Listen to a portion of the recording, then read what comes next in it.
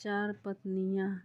एक अमीर व्यापारी था जिसकी 4 पत्नियाँ थीं। वह चौथी पत्नी से सबसे अधिक प्रेम करता था और उसे महंगे गहने से सजाता था और उसका ध्यान रखता था। उसने उसकी बहुत देखभाल की और उसे कभी किसी चीज़ की कमी नहीं होने दी।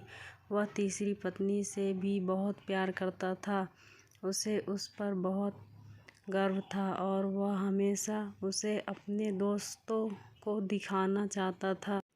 हालांकि व्यापारी हमेशा इस डर में रहता है कि वह कहीं अन्य पुरुषों के साथ भाग न जाए। वह अपनी दूसरी पत्नी से भी बहुत प्यार करता था। उसकी दूसरी पत्नी बहुत ही विचारशील है और वह वास्तव में व्यापारी की विश्वास पात्र है। जब भी व्यापारी को कुछ समस्याओं का सामना करना पड़ता था तो वह हमेशा अपनी दूसरी पत्नी के पास जाता था और वह हमेशा उसकी मदद करती थी। व्यापारी की पहली पत्नी एक बहुत ही वफादार साथी है और उसने घर की देखभाल करने के साथ साथ उसके धन और व्यवसाय को बनाए रखने में बहुत योगदान दिया है। हालांकि व्यापारी पहली पत्नी से प्यार नहीं करता था और यद्यपि वह उससे गहराई में प्यार करती थी, लेकिन उसने शायद ही उसे कभी समझा। एक दिन व्यापारी बीमार पड़ गया। वह जानता था कि वह जल्द ही मरने वाला था।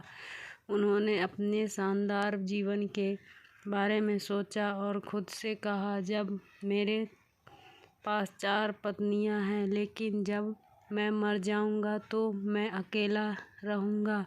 मैं कितना अकेला हो जाऊंगा। इस प्रकार उसने चौथी पत्नी से पूछा, मैं तुमसे सबसे ज़्यादा प्यार करता हूँ।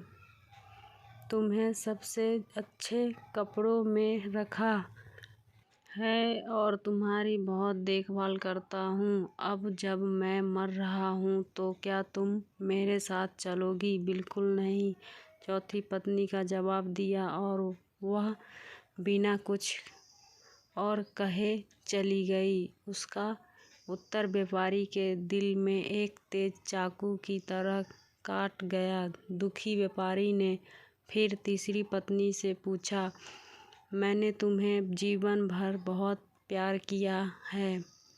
अब जब मैं मर रहा हूँ तो क्या तुम मेरे साथ चलोगी? नहीं, तीसरी पत्नी ने जवाब दिया, यहाँ पर जीवन बहुत अच्छा है।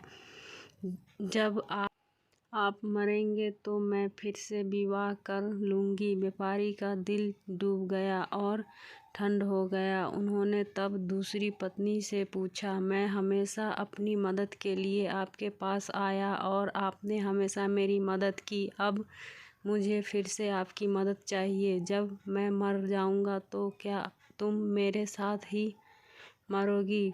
मुझे क्षमा करें, मैं इस समय आपकी सहायता नहीं कर सकती।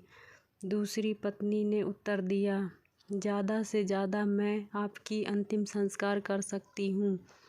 मेरा साथ वहीं तक है। उसका जवाब किसी बिजली की तरह व्यापारी को लग गया।